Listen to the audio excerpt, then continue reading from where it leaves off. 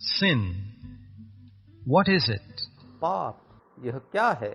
Every religion in the world uses the word sin.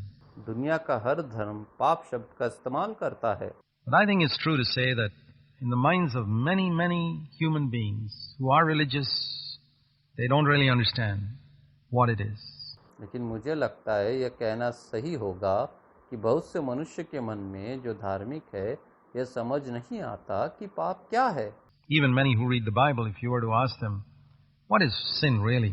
यहाँ तक कि उन्हें भी जो लोग बाइबल पढ़ते हैं, यदि आप उनसे पूछे पाप क्या है वास्तव में, They don't understand. वे नहीं समझते हैं। When we understand the sickness, we can find the cure as well.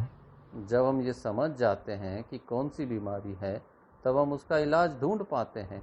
और यह उसी तरह है जब हम पाप को समझ जाते हैं। The Bible speaks about how the first man and woman whom God created sinned. Bible हमें बताती है कि किस तरह पहले मनुष्य और स्त्री जिनका परमेश्वर ने सृष्टि की थी पाप किया। And essentially, they sinned because they did not believe that God was a good God who loved them, who gave commands for their good. उन्होंने पाप किया क्योंकि वे विश्वास नहीं करते थे कि परमेश्वर एक अच्छा परमेश्वर है जो उनसे प्रेम करता है और जिसने उनकी भलाई के लिए वो आज्ञा दी थी। God had placed Adam and Eve in a garden where he told them they could eat anything, they could do anything except one thing. They were not to eat of one particular tree. परमेश्वर ने उन्हें एक वाटिका में रखा था जहाँ उसने उनसे कहा था कि वे कुछ भी खा सकते हैं, लेकिन एक काम को छोड़कर वे कुछ भी कर सकते थे, उन्हें किसी विशेष वृक्ष का फल नहीं खाना था। There God wanted to test their obedience. वहाँ परमेश्वर उनकी आज्ञाकारिता की परीक्षा लेना चाहता था। And not only test their obedience, but to give them an opportunity to choose what was right and to say no to what was wrong and thereby develop character. और न केवल उनकी आज्ञाकारिता की परीक्षा लेना, बल्कि उन्हें यह चुनने का अवसर भी देना चाहता था कि वे जो सही है उसे चुने और जो गलत है उसे ना कहे और इस तरह अपने चरित्र का विकास करे। We read here in Genesis chapter 3 how Satan came into that garden and tempted Adam and Eve to do what God told them not to do. हम उत्पत्ति 3 में पढ़ते हैं कि कैसे शैतान उस वाटिका में आया और उसने आदम और हव्वा को वह करने का प्रलोभन दिया जो परमेश्वर ने उन्हें नहीं करने के लिए कहा था। And he tempted them by telling them that they could get certain advantages if they ate of that tree. उसने उन्हें यह कहकर लुभाया कि यदि वे उस पेड़ से खा ले तो उन्हें कुछ लाभ मिल सकते हैं। They were told they will be like God. उन्हें बताया गया था कि वे परमेश्वर के समान होंगे। You will develop your personality. और वे अपने आप ही व्यक्तित्व का विश्वास करेंगे। That's how Satan always comes.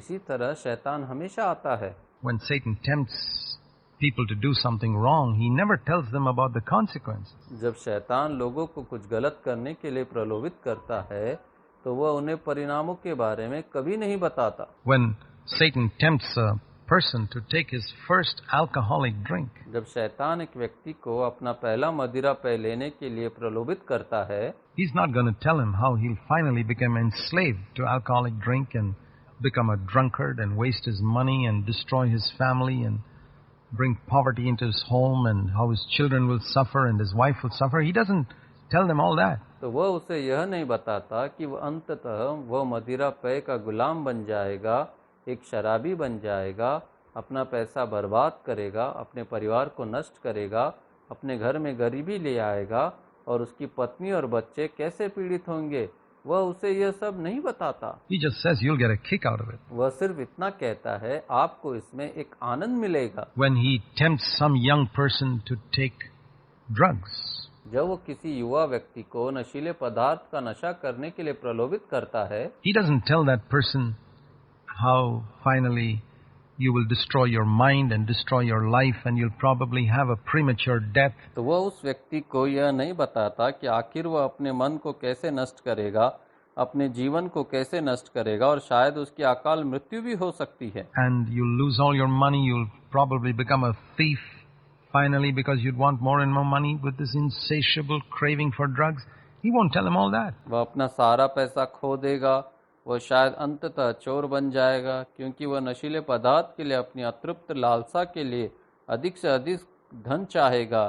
शैतान उसे वह सब नहीं बताएगा। He'll just tell him how you're going to enjoy yourself if you take a little of these forbidden drugs and you'll get a kick out of it. वह उसे केवल यह बताएगा कि यदि वह इन प्रतिबंधित नशीले पदार्थों में से थोड़ा सा ले भी लेता है तो कैसे वह इसका आनंद ले पाएगा और उसे इससे मजा मिलेगा। It's exactly like that Satan came to Adam and Eve in the Garden of Eden. यह ठीक वैसा ही था जब शैतान अदन की वाटिका में आदम और हव्वा के पास आया था। And there we have an example of how he comes to all human beings today, telling them what they can gain when he हमारे पास एक उदाहरण है कि कैसे वह आज भी सभी मनुष्य के पास आता है और उन्हें बताता है कि वे क्या हासिल कर सकते हैं। tells a man to steal. He doesn't tell him about all the potential dangers of how he could be locked up in jail and how he could have children who would grow up following his example and be thieves, etc. जब वह एक मनुष्य को चोरी करने के लिए कहता है तो वह उसे सभी संभावित खतरों के बारे में नहीं बताता, जैसे कि उसे जेल में बंद किया जा सकता है, उसके उदाहरण का अनुसरण उसके बच्चे करते हुए चोर बन सकते हैं आदि। नहीं, वह उन्हें ये सब नहीं बताता है। No, he just thinks of that immediate prospect of gaining some money. वह उन्हें केवल कुछ धन प्राप्त करने की उस तात्कालिक संभावना के बारे में बताता है। The same way with adultery. उसी तरह यह व्यभिचार के साथ है। Satan doesn't tell people about the consequences, only the immediate pleasure. शैतान लोगों को परिणामों के बारे में नहीं बताता बल्कि केवल तात्कालिक आनंद के बारे में ही बताता है। Remember this thing whenever you're tempted.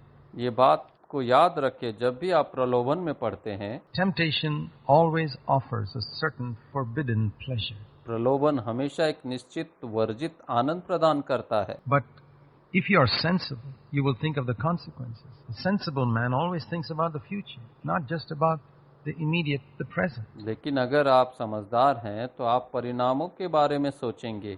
एक समझदार व्यक्ति हमेशा भविष्य के बारे में सोचता है, न कि केवल वर्तमान के बारे में। He thinks, what's going to be the result of my action? वह सोचता है कि मेरे कार्य का क्या परिणाम होगा। And if you think about the result of your action, there are many things you will not do. और यदि आप अपने कार्यों के परिणाम के बारे में सोचते हैं तो बहुत से ऐसे कार्य हैं जो आप नहीं करेंगे। Animals don't think about the results of their action, though many animals do. That's why many animals are sensible, more sensible than human beings. जानवर आमतौर पर अपने कार्यों के परिणामों के बारे में नहीं सोचते हैं, हालांकि कुछ जानवर ऐसा करते हैं।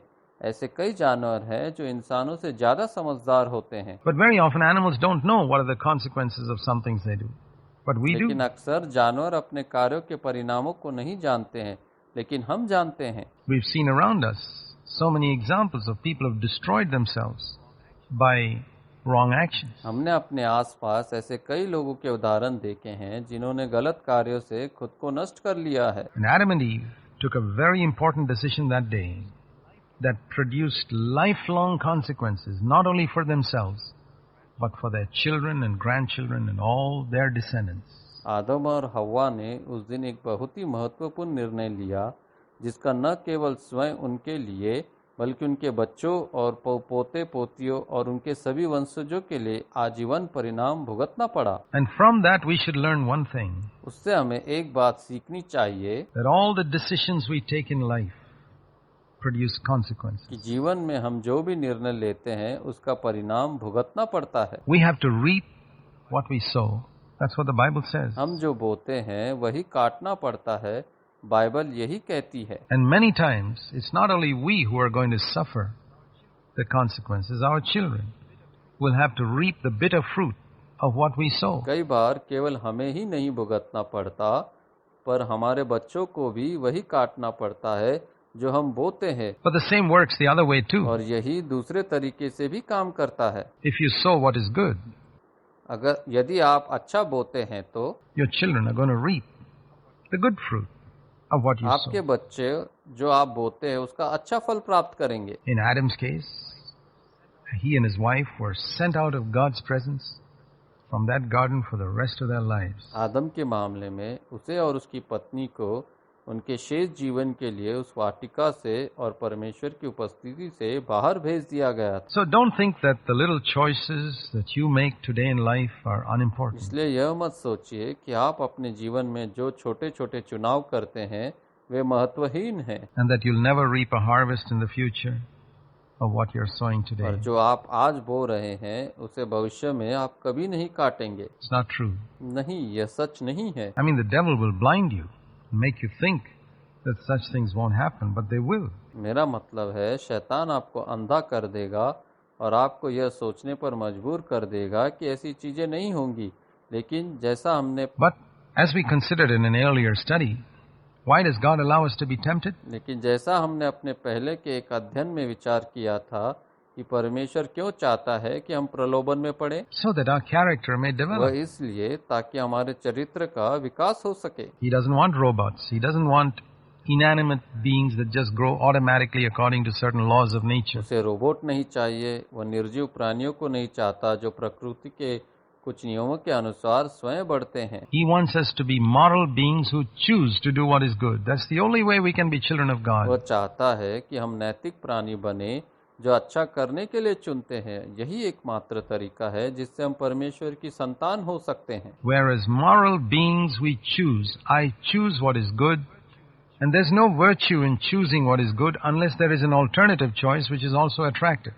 जो अच्छा है उसे चुनने में कोई हमारा गुण नहीं है जब तक कि कोई वैकल्पिक विकल्प न हो जो आकर्षक भी हो। See, when Adam and Eve were put into that garden, if God had made that forbidden tree ugly, repulsive, full of thorns and thistles and in every way hideous, और सोचिए, जब आदम और हव्वा को उस वाटिका में रखा गया था, यदि परमेश्वर ने उस वर्जित वृक्ष को कुरूप, घिनौना, कांटों से भरा और हर तरह से घिनौना बना दिया होता, then Adam and Eve would not even have been tempted to go near it. तो क्या आदम और हव्वा को कभी उसके पास जाने के लिए प्रलोभन होता? But we read the Bible says that tree was very attractive. लेकिन हम बाइबल में पढ़ते हैं कि वह वृक्ष बहुत आकर्षक था। It made Adam and Eve's mouths water. उस वृक्ष ने आदम और हव्वा के मुंह में पानी ला दिया। They longed to eat of it. वे इसे खाने के लिए तरसने लगे। Temptation has to be attractive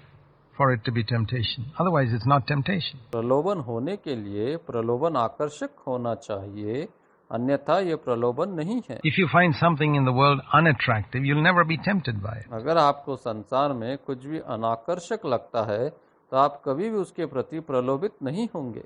Character is developed through temptation that is attractive and yet which you know is wrong and you're resisting it and saying no to it. चरित्र का विकास उस प्रलोभन के माध्यम से होता है जो आकर्षक है, लेकिन आप जानते हैं वह गलत है और आप उसका विरोध कर रहे हैं और उसे नहीं कह रहे हैं। And that's why God has allowed many things in the world to be attractive. इसीलिए परमेश्वर ने दुनिया में बहुत सी चीजें को आकर्षक होने दिया है Some of those things are forbidden. और उनमें से कुछ चीजें वर्जित हैं। For example, an attractive woman who is not your wife, you're not to lust after her.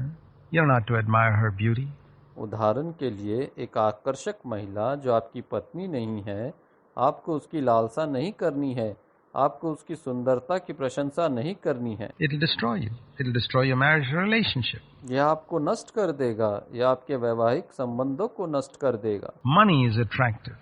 धन आकर्षक है, But if you place money above God and pursue after money to the exclusion of God, like many people do, लेकिन अगर आप धन को परमेश्वर से ऊपर रखते हैं और परमेश्वर का बहिष्कार करते हैं और धन का पीछा करते हैं जैसा कि कई लोग करते हैं, their lives will be तो destroyed. आपका जीवन नष्ट हो जाएगा। So everything we do, every decision we take is like sowing a इसलिए हम seed. जो कुछ भी करते हैं, जो भी निर्णय लेते हैं, वह बीज बोने के समान होता है From that comes a harvest. और उसी से फसल आती है। Now when we look at the sin of Adam and Eve, God loved them, gave them their bodies, gave them health, gave them life, gave them a garden, gave them each other. परमेश्वर ने उन्हें प्रेम किया, उसने उन्हें एक शरीर दिए, उन्हें स्वास्थ्य दिया, उन्हें जीवन दिया, उन्हें एक वाटिका दिया और उन्हें एक दूसरे को दिया, उन्हें सोचना चाहिए था। I mean, they should have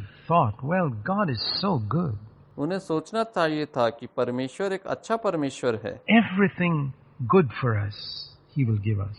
और जो भी हमारे लिए अच्छा है वह हमें देगा। And if He forbids us from taking part of something, it must be with a very good reason. If they had that faith, they would not have gone astray. अगर वह हमें किसी चीज में हिस्सा लेने से मना करता है तो उसके पीछे उसका बहुत अच्छा कारण होगा। यदि उनमें यह विश्वास होता तो वे भटके नहीं होते। But they lost faith in God. लेकिन उनका ईश्वर पे से विश्वास उठ गया था। They did not believe that God was good. When Satan told them, see, God does not want you to be like Him. उन्हें विश्वास नहीं हुआ कि परमेश्वर अच्छा परमेश्वर है। जब शैतान ने उनसे कहा कि परमेश्वर नहीं चाहता कि वे उसके समान बने। There's some reason why He's not allowed you to eat of this tree. He doesn't want you to develop. They believe that lie. तो कोई कारण है कि उसने तुम्हें इस पेड़ से खाने की अनुमति नहीं दी है। वह नहीं चाहता कि आपका विकास हो और वे उस झूठ पर विश्वास करने लगे। And it's when people believe the lie of Satan that they fall into sin. और जब लोग शैतान के झूठ पर विश्वास करने लगते हैं तो वे पाप में गिर जाते हैं। Sin begins with unbelief in the perfect love of God. पाप परमेश्वर के सिद्ध प्रेम में अविश्वास के साथ शुरू होता है। That leads to disobedience. That's why in the Bible, faith in God and obedience to His commandments are linked always close together. ये अवज्ञा ही है जो यह अवज्ञा की ओर ले जाता है। इसलिए बाइबल में ईश्वर में विश्वास और उसकी आज्ञाओं का पालन हमेशा एक साथ जुड़े हुए हैं। And unbelief and disobedience to God's commandments also go together. और अविश्वास और परमेश्वर की आज्ञाओं की अवज्ञा भी एक साथ चलते हैं। Disobedience is the fruit of unbelief, just like obedience is the fruit of faith. अवज्ञा अविश्वास का फल है, जैसे कि आज्ञाकारिता विश्वास का फल है। If I believe, for example, that everything that God has forbidden is things that will harm me, उदाहरण के लिए यदि मैं यह विश्वास करता हूँ कि जिस वस्तु को परमेश्वर ने मना किया है वह मुझे हानि पहुँचाएगी, I will be very happy to avoid all of them. Why? Because I believe that God is a good God. तो मुझे उन सब से दूर रहकर बहुत प्रसन्नता होगी। क्यों? क्योंकि मेरा मानना है कि परमेश्वर एक अच्छा परमेश्वर है। And whatever God tells me to do, if I believe that that's really for my good that He tells me to do it, और जो कुछ भी परमेश्वर मुझसे करने के लिए कहते हैं, अगर मुझे लगता है कि यह वास्तव में मेरे भले के लिए है, I'll obey it. Why? Because I believe. तो जो भी उसने मुझे करने के लिए कहा है तो मैं उसे करूंगा। क्यों? क्योंकि मैं विश्वास करता हूँ। So, when I don't have faith in God's love, I sin. That leads to disobedience. और अगर मुझे परमेश्वर के प्रेम में विश्वास नहीं है तो मैं पाप करता हूँ और यह अवज्ञा है जो पाप की ओर ले जाता है। Consider our children, for example. We tell them to go to school. उदाहरण के लिए हमारे बच्चों पर विचार करें। जब हम उन्हें स्कूल जाने के लिए कहते हैं, But when they're small, 4 or 5 years old, they're not eager to go to school. और जब वे छोटे होते हैं 4 या 5 साल के, तो वे स्कूल जाने के लिए उत्सुक नहीं होते हैं। We have to force them. हमें उन्हें मजबूर करना होता है। And sometimes they go weeping to the school, और कभी-कभी वे रोते हुए स्कूल जाते हैं, perhaps thinking that father and mother are, daddy and mommy are so hard on me, forcing me to go to school. They don't allow me to sit at home and play. शायद यह सोचकर कि daddy और mummy कितने कठोर है, वे मुझे school जाने के लिए मजबूर कर रहे हैं, वे मुझे घर पर बैठकर खेलने नहीं देते। But we know what's good for them. लेकिन हम जानते हैं कि उनके लिए क्या अच्छा है। They don't know what's good for them. वे नहीं जानते कि उनके लिए क्या अच्छा है। One day when they grow up, they'll realize what daddy and mommy forced me to do was good for me. एक दिन जब वे बड़े हो जाएंगे तब उन्हें यह एहसास होगा कि डैडी और मम्मी ने उन्हें जो करने के लिए मजबूर किया था वह उनके लिए अच्छा था। It's the same way. If we can believe in God, we'll realize everything He tells us is for our good. उसी तरह अगर हम परमेश्वर में विश्वास कर सकते हैं तो हम महसूस करेंगे कि वह जो कुछ भी हमें करने के लिए कहता है वह हमारे अच्छे के लिए है, And then we will do it. और फिर हम इसे करेंगे। So, The first step to God is faith. तो परमेश्वर की ओर पहला कदम विश्वास ही से होता है, Then comes obedience. और फिर आज्ञाकारिता आती है। That's what we see in the New Testament, and that's why यही हम नए नियम में देखते हैं। in the New Testament, salvation comes by faith. You must believe in God. नए नियम में उद्धार विश्वास के द्वारा आता है। आपको ईश्वर में विश्वास करना चाहिए Believe that He is good, that He is kind, that He is interested in you. और यह विश्वास करना चाहिए कि वह अच्छा है, कि वह दयालु है, कि वह आप में रुचि रखता है। Sin is unbelief. पाप अविश्वास है You don't believe that God is good. कि आप यह विश्वास नहीं करते कि परमेश्वर एक अच्छा परमेश्वर है, And therefore you do the things which He tells you not to do. और इसलिए आप वह काम करते हैं जो वह आपको नहीं करने के लिए कहता है, Which He, through the conscience within you, tells you to avoid. You don't obey in the things which He tells you to obey. और वह आपके भीतर उस विवेक के द्वारा उन बातों को नहीं करने के लिए कहता है, और उन बातों का पालन आप उस बातों का पालन नहीं करते हैं जिन्हें वह आपको मानने के लिए कहता है। Why? Because you don't believe. क्यों? क्योंकि आप विश्वास नहीं करते। We can say that sin is also choosing created things and ourselves and our own way above God. हम यह भी कह सकते हैं कि पाप सृजित वस्तुओं को चुनना है, अपने आप को चुनना है, और परमेश्वर के मार्ग के ऊपर हमारे मार्ग को चुनना है, Instead of God's way. Seeking to please ourselves instead of pleasing God. परमेश्वर को प्रसन्न करने के बजाय खुद को प्रसन्न करने की कोशिश करते हैं। That's what Adam and Eve did. और यही आदम और हव्वा ने भी किया था। There was this tree that would satisfy their longing, and even though God had told them not to take part in it, they did it. और वहाँ वो पेड़ था जो उनकी लालसा को पूरी कर सकता था, और भले ही परमेश्वर ने उन्हें इसमें भाग लेने के लिए मना किया था, फिर भी उन्होंने ऐसा किया। Why do people commit adultery? क्यों लोग व्यभिचार करते हैं? It's because they want their own way. ऐसा इसलिए है क्योंकि वे अपना खुद का मार्ग चाहते हैं, They want to please themselves. वे खुद को प्रसन्न करना चाहते हैं। They don't believe what God says this is going to harm you. वे उस नुकसान के बारे में जो परमेश्वर ने कहा है उस पर विश्वास नहीं करते। Once our minds are enlightened to see this truth, that God is a good God, everything He forbids us from taking part of is for our good. Everything He tells us to do is for our good.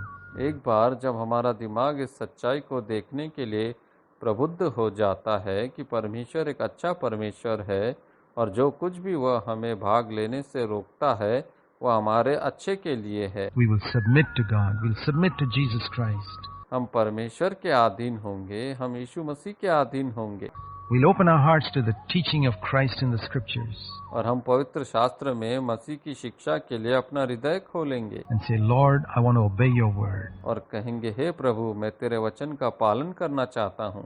I want to encourage you to turn to the Bible and read it. मैं आपको Bible की ओर मुड़ने और इसे पढ़ने के लिए प्रोत्साहित करना चाहता हूँ। Will you pray and say, Lord Jesus, help me to give up everything you tell me to give up and to do everything you tell me to do. I believe you are a good God. जब आप प्रार्थना करते हैं तो ये कहे, हे प्रभु यीशु, जो कुछ भी आप मुझे छोड़ने के लिए कहते हैं उसे छोड़ने में मेरी सहायता करे, और जो कुछ भी आप मुझे करने के लिए कहते हैं उसे करने के लिए मेरी सहायता करे। मुझे विश्वास है कि आप एक अच्छे परमेश्वर हैं।